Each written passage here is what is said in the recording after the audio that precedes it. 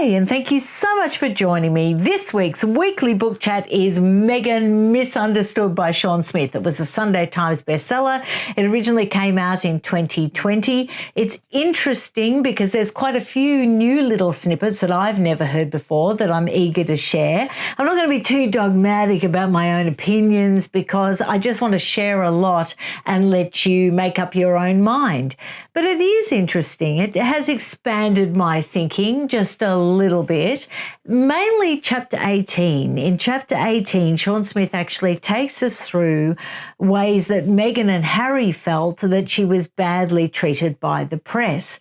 And it's fascinating because he actually gives us the headlines, he gives us the dates, he gives us the journalists, and he goes into quite a bit of detail. And when I read chapter 18, I sort of ended up with the feeling, you know what, there wasn't a lot of there. It wasn't as bad as I thought it would be, and hence probably why they had to use Harry Potter premieres for press packs in their docu-series, and why they had to seemingly contrive all this harassment by the press in their docu-series, because it isn't really the story. It isn't really what unfolded. The main abuse, interestingly enough, was really confined to social media, and particularly Twitter. Yet somewhere along the line, the story got a bit twisted. The UK tabloids, while often cheeky, naughty, irreverent, and sometimes, yes, cruel, they seem to get a little too much of the blame. The UK people certainly got a lot of the blame, which was completely unfounded. I mean, when you see the turning out for the wedding, you can see that the UK did not have a problem with their perception of Meghan. If anything, they were very excited by the whole idea. So this book is really fascinating to delve into, so we're going to do that. But before I do that, I want to correct something. Last week's weekly book chat was the War of the Windsors, and there's a bit I want to sort of confess to you about that and also discuss. Now, a friend of mine sent some information. Now, during the process of this weekly book chat on War of the Windsors, Nigel Cawthorne actually used some quite minimising language when it came to Gordonstoun when Andrew got there. He sort of implied that a lot of the sadistic, horrible bullying and you know, the things that I shared with you that happened to Charles had pretty much been minimised and handled by the time Andrew got to that school. Well, this friend of mine actually sent me information that there was an inquiry into Gordonstoun and also other schools in Scotland. And that inquiry, the results of that was actually passed down in June of 2024. It was conducted by Lady Smith. And what it found was that the sadism and the abuse and the unfettered bullying really did continue until 1990.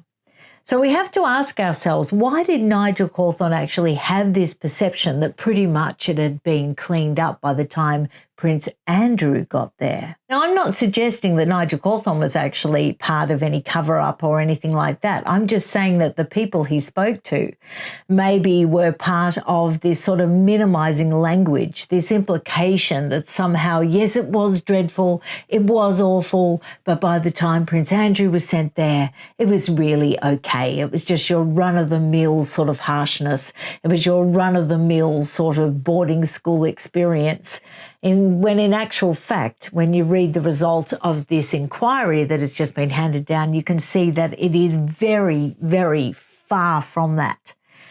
And then it worried me because I'm going to actually link to the results of the findings in the description box below of this video. But it worried me because I thought all those victims that are out there, and here I am quite flippantly sharing this weekly book chat and using and sharing this minimising language. And I thought, whoa, that needs to be corrected. So I hope I've gone in some way to correct that. The other confession I want to make, and I actually have come to a bit of a decision.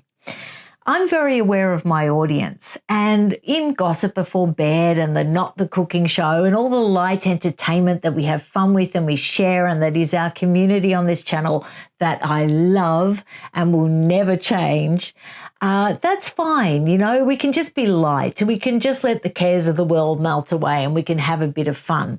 That's fine. That's never going to change. But when it comes to my book reviews, I've become aware of my audience and I'm finding that I'm skipping over bits of books that I know will not be very palatable to my audience. I've always been a little bit of a people pleaser, and I think the very worst thing a people pleaser can do is actually be a content creator and have a YouTube channel. Because I think it can, you know, sort of feed into the worst aspects of yourself. And if you're not careful, particularly when you're a little bit tired or a little bit busy, because it can get like that sometimes, you get into the mode of just producing content and you lose a bit of yourself in the process. So I did skip over some of the parts of War of the Windsors that was not palatable to my audience. And I sort of nodded to it. I said that Nigel Cawthorne was quite critical of the then Prince Charles and his rather questionable financial connections and things that went on raising money for the Prince's Trust. And I did sort of blame it on Michael Fawcett later on in the piece. But there's a lot more detail than that. And I did point people to the book and say, if you're really interested in this subject, then you should read the book. But I wasn't very brave. I wasn't very brave at all. I skipped over a lot. Now, I'm not necessarily going to go back and go through it just to appease my conscience. But going forward, I think when I do these weekly book chats, I'm not going to be trying to please. I'm going to share what the author says. I'm going to give my opinion when I think that my opinion might bring something to the table. And I'm not going to be quite so careful. Because I think we're living very much in a time now where if we like people, and I've said this before, once before, if we like people, then they can do no wrong. And we seek out information that backs up that opinion and backs up that position. And then if we don't like people, we tend to villainize them and we seek out information that backs up that point of view. And we're very much dividing ourselves into black and white camps. And life doesn't really work that way. So pretty much on YouTube, on a lot of channels and in the mainstream media and even in newspapers, they are very aware of their audience. And what is happening is you've got people telling you what you want to hear. Basically, that is it. And you are attracted to people that tell you what you want to hear. And if I'm going to be a good book reviewer, I can't afford to do that anymore. I need to be a little bit braver. So I'm not going to sort of, go on anymore with this huge lecture just because my conscience has been pricked. And it has. But I think who knows how much time we have left on the earth. And I think, you've got to try and live with a little bit of integrity if you can. So, you might find that I'm a little blunter in the future with some of the weekly book reviews. So if you're just after feel good and fun and froth, well, then definitely go for Gossip Before Bed. Definitely go for silly things like the Not Cooking Show. But if you're after a deeper discussion and a bit more nuance, well, then I think you will find the weekly book chats a little more intriguing from now on, because I think I'm going to put my big girl pants on and be a little bit more brave. So without further ado, let's get on to Meghan Misunderstood. And as you can see, I've got a fair few bookmarks. The one thing that I do want to say before we kick off is something that fascinates me about Meghan Markle is she's so concerned about people knowing, who made who cry, or, she's so concerned about such silly things. And yet when it comes to things like her dog, like where's Bogart? Where did he end up? And all the sort of weird stories that went around that, all the sort of stories raised about her pregnancies, all that sort of thing, she doesn't want to come out and correct the record about anything that really matters, about anything that really points to her character. she doesn't want to seem to actually go into that. She wants to go into this silly schoolgirl sort of stuff, you know, these silly spats and who was right. She seems to be preoccupied with proving that she was right rather than being preoccupied with caring about what people might really think about her. If they get a perception of the fact that maybe she wasn't the best pet owner, which, you know, people do judge people on that, she didn't sort of come out and make sure that everyone knew that, like, Bogart was all right or he was being taken care of. By the way, we find out who Bogart was left with. Now, I know a lot of you know already, but it's actually in this book. He was left with Marcus Anderson when she left Canada. So I'll give away that little tidbit right now. Now, Sean Smith actually got quite keen to write a book about Meghan Markle, and at the time that he got quite keen to write this book, he had no idea that they were going to exit the UK. He had no idea that the thing that prompted him to write the book would actually result a very short time later in Harry and Meghan actually quitting the royal family and going their merry way. So in the introduction, he kicks off with that South African interview. Meghan Markle looked up, wide-eyed, lips quivering, and said her now famous words, "It's not enough to survive something, right? That's not the point of life. You've got to thrive. You've got to feel happy." Well, that's quite a juvenile sort of view of the world, isn't it? Because, of course, you don't have to feel happy. Life isn't fair. That's not what life is about. Life is a roller coaster, as we all know. Those of us who have lived it know that it's not the point, and you don't have to thrive, and you certainly don't have to feel happy, but you can feel purposeful and fulfilled. That's probably more about what life's about. Like thousands of others, I probably only watched Harry and Meghan An African Journey because of the advance publicity. So he said that it was actually riveting because it lurched between triumph and despair, the jubilation of Meghan dancing with young African girls and being given the chance of a better life thanks to wonderful local charities, and the darker private moments of introspection. So he decided that she'd be a great subject for a biography. Now, of course, we all know that the end of that tour was when Harry did that outburst pretty much against the media and announced the legal suit against media. So he says here, so much positivity turned to dust, where it was announced that Meghan's legal suit and the unequivocal statement from Harry released on their website in which he said his wife had become one of the latest victims of a British tabloid press, the wages campaigns against individuals with no thought to the consequences. Now, this is where I'm quite eager to share chapter 18, because you can sort of see that, yes, like I said, at times rather unkind, but often factual. Now, often with inconvenient truth. Often not really censoring themselves, often blurting out what they found out. And yes, I admit that it would have been extremely hard because Meghan was a girl with a past. She'd been married before to Trevor Engelson. She'd been in showbiz, and we all know that that isn't, you know, a biz for the faint-hearted. So yes, there was inconvenient truths out there. And the British tabloid press went out of their way to discover as many as they could, and they reported on it. The general consensus was that Harry's outburst was viewed that it had ruined the tour, and the couple had made it all about them. I think that's probably the crux of the matter, the fact that they made it all about them, rather than there may have been some sympathy for the issue that Harry was raising, but the fact that at that time, in that place where there's so much poverty, so much hardship, where they'd gone and actually achieved something that was positive, they brought it all back to them and completely wiped out all they'd achieved the previous few weeks. Now, it's interesting that Sean Smith is bending over backwards to make excuses for Meghan pretty early on in the piece, in this book, actually, page 13. He brings up an interview that Meghan did with Elle magazine in 2015, and this is before she met Harry.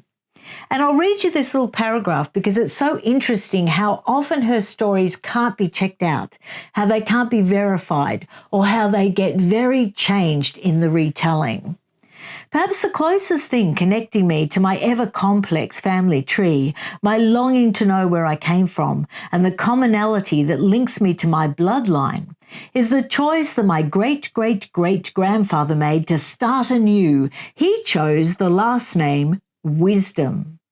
Now, Shaun Smith admits the genealogist pored over Meghan's ancestry and failed to find a thread linking anyone with the last name Wisdom to her family tree. And then Shaun Smith says, well, often family histories get distorted, confused by the telling and the retelling.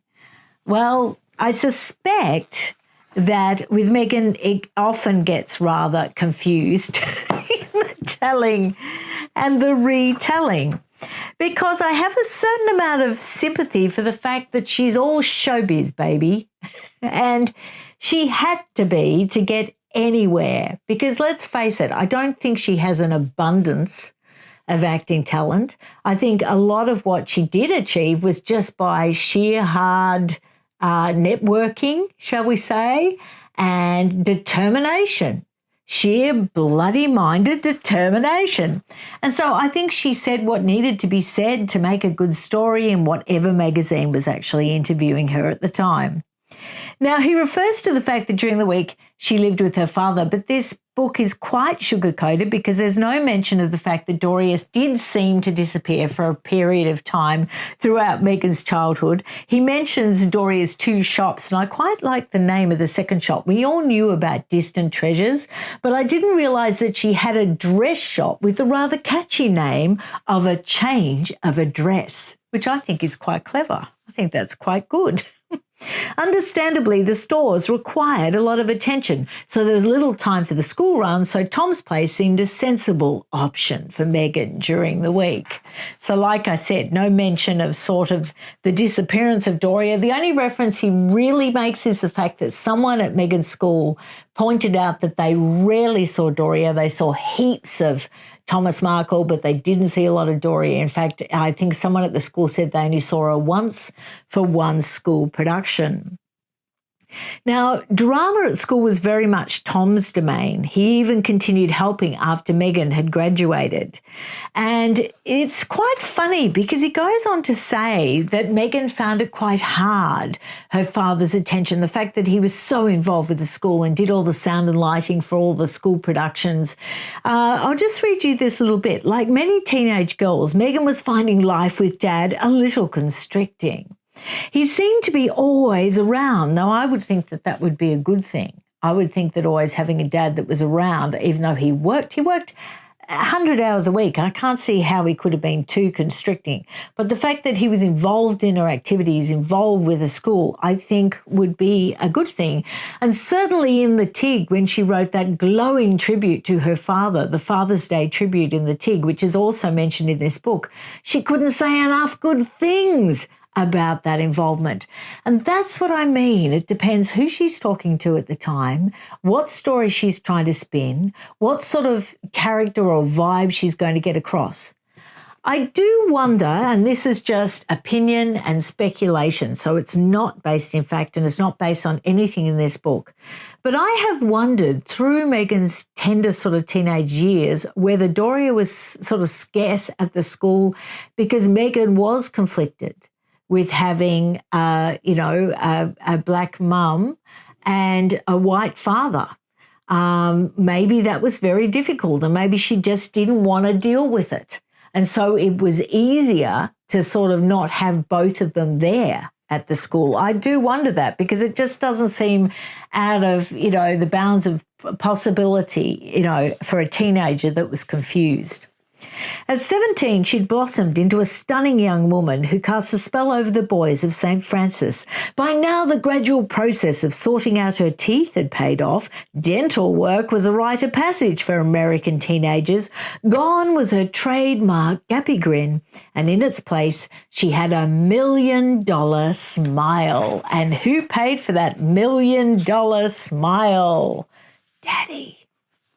Now, this is quite telling. This was a boy that she was interested in, Nima, who later would become one of the stars of the reality show Shahs of Sunset.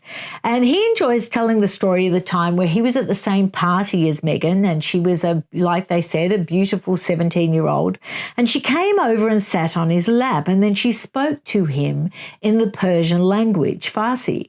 "You are so beautiful," she purred. Nima recalled, I asked her, "How do you know Farsi?" And she said, "I learnt it for you." So, that's interesting, isn't it? She was very good at seduction. Very, very good at seduction. One thing that I was interested to verify in this book was the fact that Corey Vitiello was the one that actually introduced her to Marcus Anderson, not the other way around. So that was quite interesting, I thought.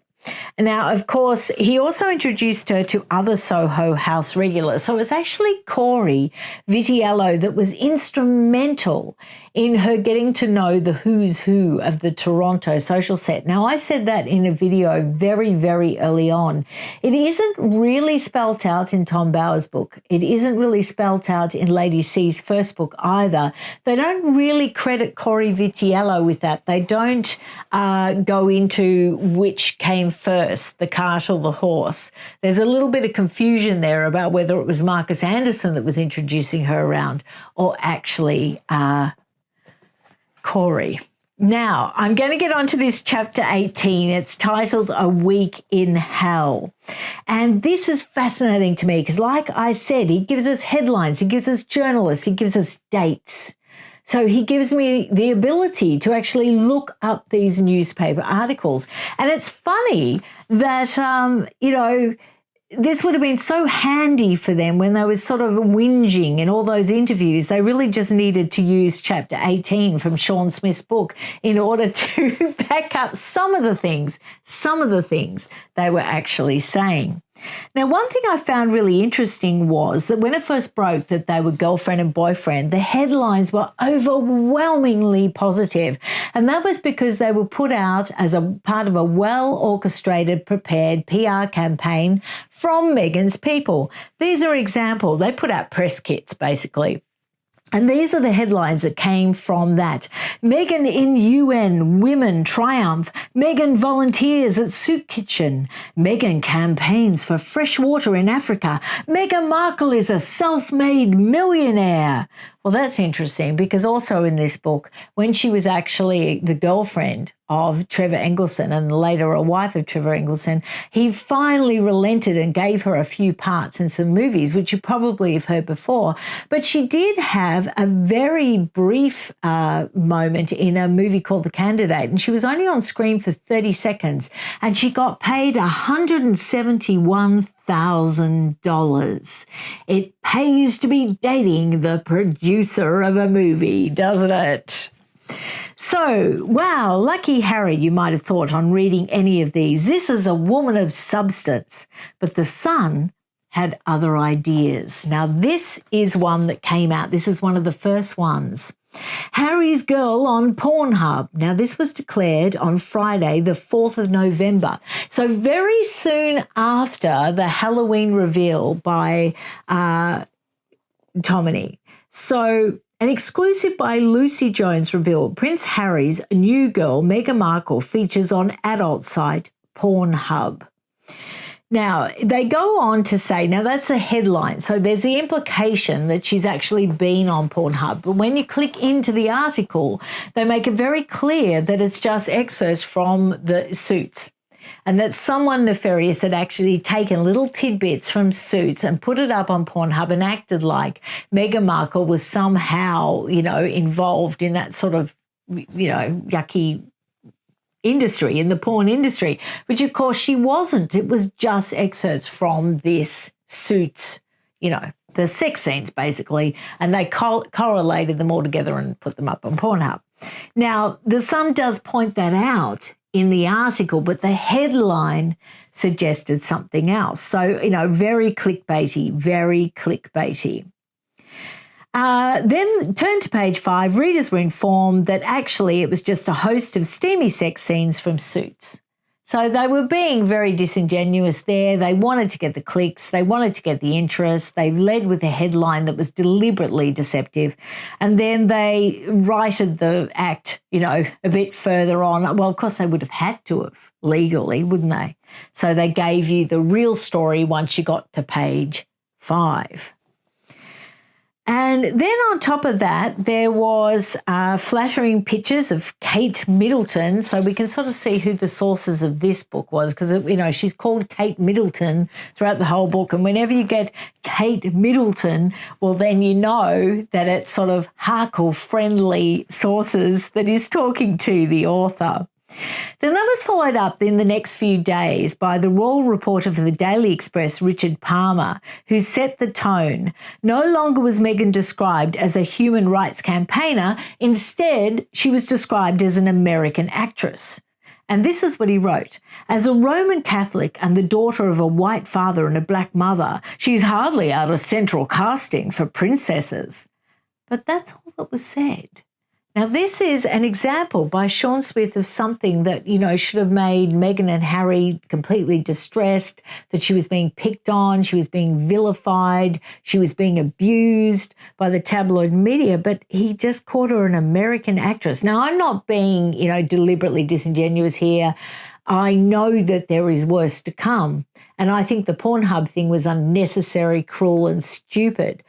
But there's not much wrong with facts.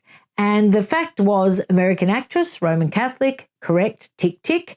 Daughter of a white father and a black mother, tick, tick. Hardly out of central casting for princesses. Well, she wasn't. She'd been married before. She had a past. She had quite an involved and quite juicy, fruity past. So she wasn't out of central casting to be a princess to the second son of the king. Well, he wasn't the king then, but then Prince Charles, grandson of the Queen, grandson of the late Queen. So then the Compton article, the Daily Mail led with on the 2nd of November. Now, we know now that the journalist that wrote that article was actually from the USA, and the Compton thing was very much a topic of discussion in the USA at the time. So there was this delicious opportunity to tie in the British royal family with the new girlfriend, with the mother that sort of lived on the periphery of that area. She did not live in the heart of gang-scarred Compton. She lived in quite a nice area, actually, and her home was perfectly lovely and acceptable, and Harry could have gone for tea there. So it was mischief-making. It was a deliberate decision to publish it, probably not a very kind decision, but I'm sure it sold a lot of papers. The downfall of this was the fact that the UK people started to get the blame for being racist due to that rather silly article. And it also sort of gave the people that were all out to make this all about race right from the very beginning. It just played straight into their hands. Now, I have read that article, and whenever I say this, I usually get a bit of canning in the comments and people sort of shouting me down. And I've read it many times now. I've read it 5 or 6 times, and I will say it did have racist overtones. There were dog whistles in that article. I think the Daily Mail was silly to print it. I think it was juvenile. It was mischief-making. I mean, it wasn't all out a racist attack, but it was silly. In this day and age, I don't see the point of it. And I've said that before. I've said that before in many, many articles. And in Under the New Brave Me reviewing books, I'm going to say things how I find them and how I see them. Now, you will see that when I go on for the rest of chapter 18, you will see that actually I think the way Harry and Meghan carried on about this so-called being picked on by the tabloid media, grossly exaggerated. Because like I said, most of it was like Richard Palmer's, where he's just stating facts. An American actress, Roman Catholic, black mother, white father, facts. So the only thing they could really point to that had racist overtones and a little bit of dog whistling was the Compton article. And that's where I say it was probably a little silly to bother publishing that one. In another article, the Mail compared her family history with that of Harry and highlighted the stark contrast in class between the two. His includes kings, queens and earls. Hers a tailor, teacher and a cleaning shop worker. Again, facts. I have no problem with that. I have no problem with them comparing her family history with that of Harry. Wouldn't they do that to anyone he went out with? And again, it was just factual, inconvenient truths, little bit maybe embarrassing, but it was nothing, really nothing to get upset about. Then there was another article from Rachel Johnson saying that she was described as Harry's hottie and a showgirl. Now, again, I think that's quite complimentary. I mean, if you're in show business and you're called a hottie and a showgirl, well, you know, she probably would have liked it a few years earlier. Now, they said that Rachel Johnson had a gross assessment because this is what she said. Her issue from her alleged union with Prince Harry the Windsors was that it will thicken their watery, thin blue blood and Spencer pale skin and ginger hair with some rich and exotic DNA. Well, I think that's quite damning of the Windsors and the Spencers, because fancy being described as having watery, thin, blue blood and pale skin and ginger hair doesn't make you sound the most attractive bunch, does it? And then I think it's actually quite complimentary to say rich and exotic DNA. Aren't we being a little bit oversensitive to actually think that that's dog whistling or that that has racist overtones? I don't think it does. I think it's very complimentary. Now, do you see the contrast that I'm making between the Compton article and actually this one? Because I think, you know, we can search for sort of that unconscious bias and racist overtones in just about anything at this point. But like I said, I repeat, a lot of it was really mild. When you think about the awful harassment that Catherine got, and she was then known as Kate Middleton because she hadn't yet married Prince William. I suppose I should have really made that point. She was then known as Kate Middleton. That was her name. She suffered because at that stage, the press could really harass. They could surround her. They could come this close to her face. I remember those shots of her trying to walk along the street, trying to get in a car, a little bit like a la Diana, not as bad as Diana because things had been cleaned up a lot. But Kate was harassed. She was followed. She was hounded. Awful, awful. I still remember it, you know, all the flashing, all the following. They had to keep their distance more than with Diana. And then, of course, you've got what Diana had to endure and what Camilla had to endure. It was truly, truly horrific.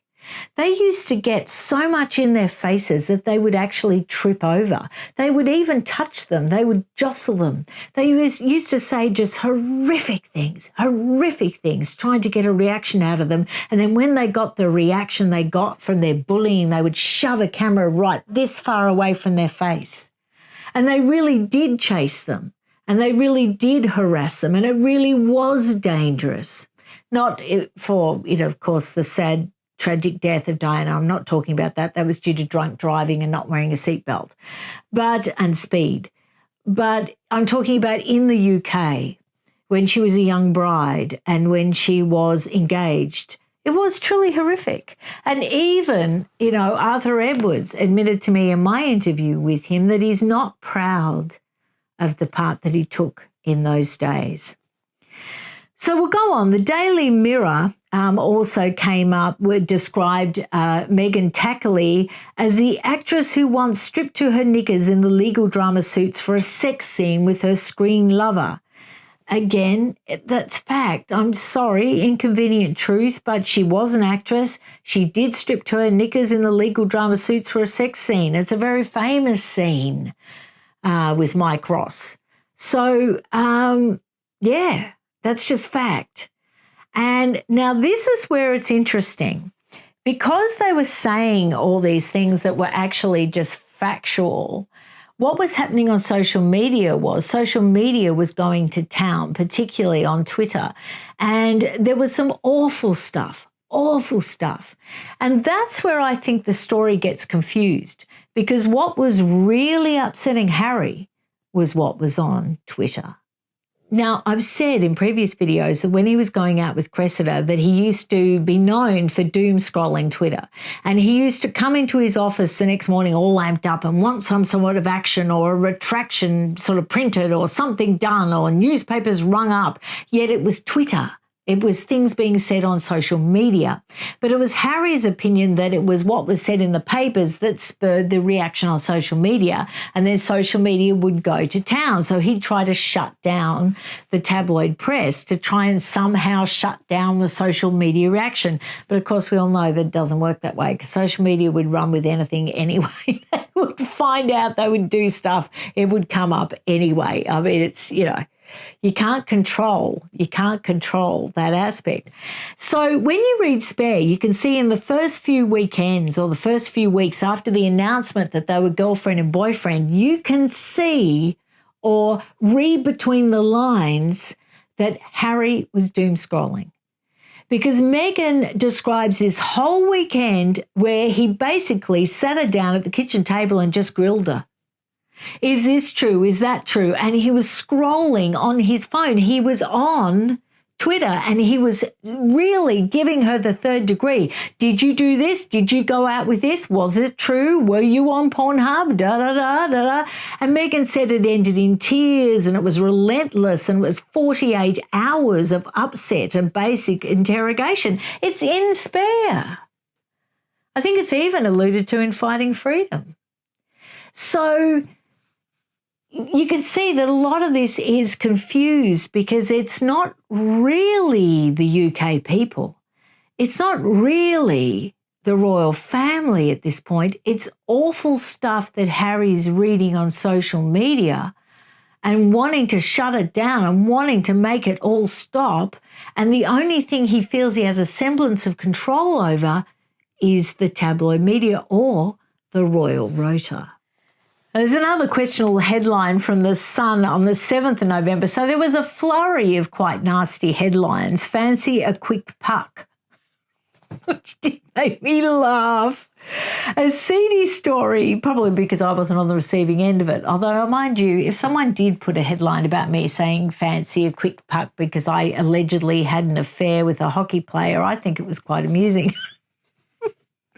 A seedy story suggesting with no proof whatsoever that her first marriage ended because of an affair with an ice hockey player, Michael De Soto. Now, there's been, that's been covered ad nauseum. There's two camps to that. No, she never had an affair. It was just a photo op. And yes, she very definitely had an affair. Plus, we found out in the last few weeks that it was alleged she was engaged to Corey Vitiello when she was actually on with Harry. So who knows? Who knows? Maybe she just told the producer that because she didn't want to go out with him. I don't know. But the point is that there was a flurry. There was about a week of, there was 2-3 days of positive headlines and then a flurry of very negative headlines.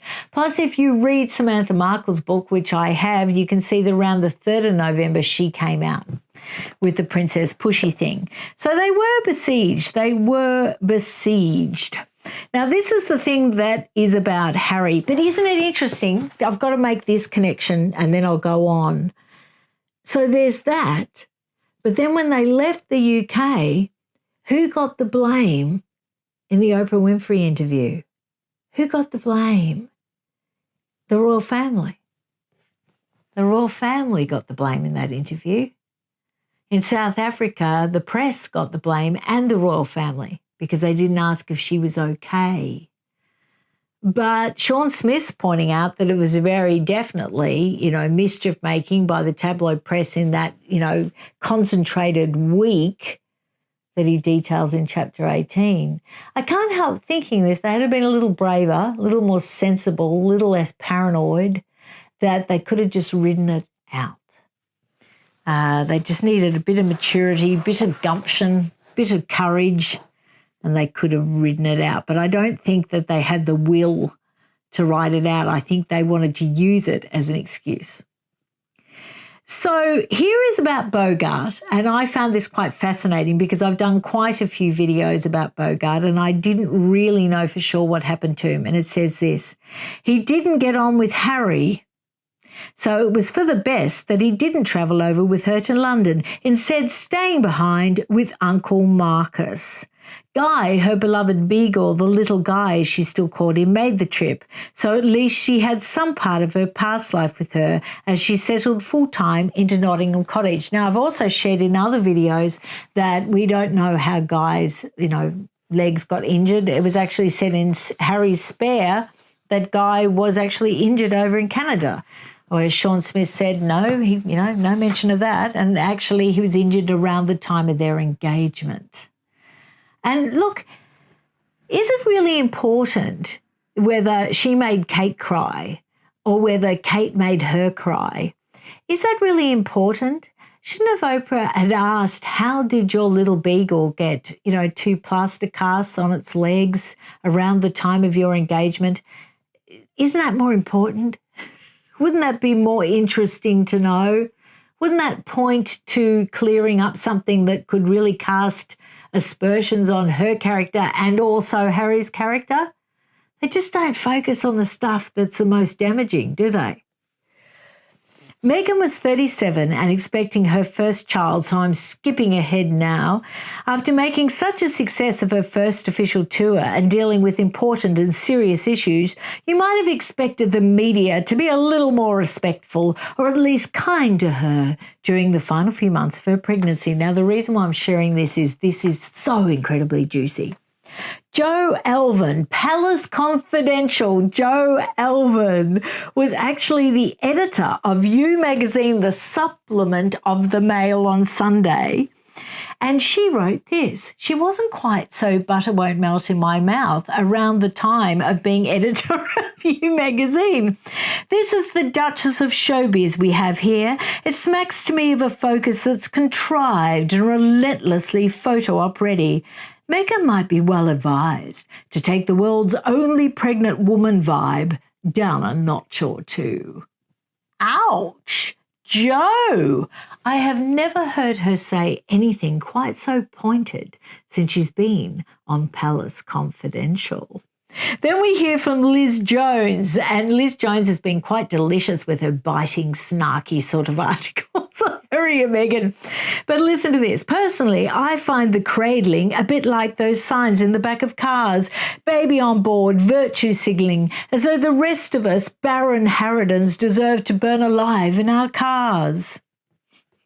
Such rants, says Sean Smith, about a pregnant woman stroking or holding her baby bump only encouraged far worse online responses from the so-called trolls on Twitter and other social media. So it always points back from the chapter on what the tabloid media said and now then on the pregnancy comments, it always points back to what's being said on Twitter. That was their real bugbear. That was their real thing. And isn't it interesting that the worst trolls and the people that say the most damaging, horrific, horrible, bullying things that could cause real harm is the Sussex Squad, a squad named after the Duke and Duchess of Sussex. Now, he points out that Meghan was being treated entirely differently to Kate Middleton when Kate was expecting, at which point she was Catherine, Duchess of Cambridge, was pictured with her hand on her stomach in early 2018. The Daily Mail exclaimed, bumping along nicely, as the Duchess of Cambridge tenderly cradled her bump. Well, the thing is, she wasn't cradling her bump. She had her hand on her bump. Meghan did the weird sort of cradling where she's lifting it up from below and supporting it from below. I never felt the need when I was pregnant to actually put my hand below my pregnant belly. Never. I never felt the need to put my hand under. I put my hand on the top. Sometimes I gave it a little rub, but I never put my hand down underneath near my pelvic area and hoisted up. I never felt the desire or the need to actually do that. Then he goes on to say that Kate was not welcoming to Meghan. She didn't welcome her with open arms, and she didn't help her sister-in-law negotiate her new world. And from the very beginning, the stories were very one-sided. The royal household was leaking negative stories about Meghan. Oh, really? I wonder who was leaking all the negative stories about Kate. There was all sorts of negative stories appearing about Kate in Canada. Lainey Gossip used to lead with quite a few. And also there was always little snippets popping up. You know, I wonder whether these negative stories were very conveniently placed because it was rather easy to convince Harry that the whole world and his wife was against him and Meghan at that time. I still suspect, and I cannot prove, but I say the calls were coming from inside the house. I'm sure they were. Now, I'm going to finish with his chapter, Last Thoughts. And this is really telling, and it didn't age well, and it's really, really interesting. Meghan will be in the US, hopefully still using a strong voice for a better world. Perhaps she will be mentioned in the same breath as Michelle Obama and Kamala Harris. She might make the jump from cultural celebrity to serious politician. Well, the thing is, she wasn't a cultural celebrity, Shaun Smith. She was still given the title of Duchess of Sussex. So she wasn't a cultural celebrity. She was being treated as, and she treated her position as, and she could not afford to have a strong voice if she was a member of the royal family. They're supposed to be impartial. And here we are. He's saying the hope, the desire, the real agenda. It's here. She might make the jump from cultural celebrity to serious politician. Now, that's all died now. She hasn't got a hope in hell because no one likes her. She's a joke. They don't have any real power anymore. She was thrown under the bus. And I suspect that those that sought to use her around this time were very much part of the article in the Hollywood Reporter who threw her out of the bus because she's outlived her usefulness. She has outlived her usefulness. So if she is no longer called the Duchess of Sussex, so there must have been a fear that her title was going to be stripped. Well, so what? Senator Markle sounds much better anyway. Well, now that is definitely not happening. The people that could have backed her, that had enough money to back her, they're gone. They're long gone. Everyone's gone. Everyone's deserted the person they sought to use back in the earlier 2020s. And I think Harry, hapless Harry, was along for the ride, believed everything he was spun, and sort of bumbled in to the position that he is now. I hope you find that really interesting, Meghan Misunderstood. I will just finish with saying that it's my opinion that the Meghan and Harry thing, which for me is drawing to a close very much, unless something exciting and new comes out that I can cover. But I think it was co-opted in the last 2-3 years by political movements on both sides of the political spectrum. I do not have any allegiance to any side of politics. I decide on issues. I'm an issue-based sort of person. So I can swing to the right if the left is giving me the absolute poops and frightening me with agendas. And I can swing to the left if the right is giving me absolute poops and scaring me with their agendas. So I am, in truth, a swinging voter. Both sides of politics co-opted the Harry and Meghan thing. They bought into the sort of the dislike and the villain aspect, and then they used that to garner an audience, and then they would deliver sort of political statements, bit of propaganda, sort of underlying that. And again, I'm sincere, both sides of politics used this as a catch, as a honey trap for audiences, and then they pushed their own agendas once they captured that audience. That's my opinion. So I hope you have enjoyed my new, slightly braver weekly book chat, and I'll be back to see you again very soon. Bye.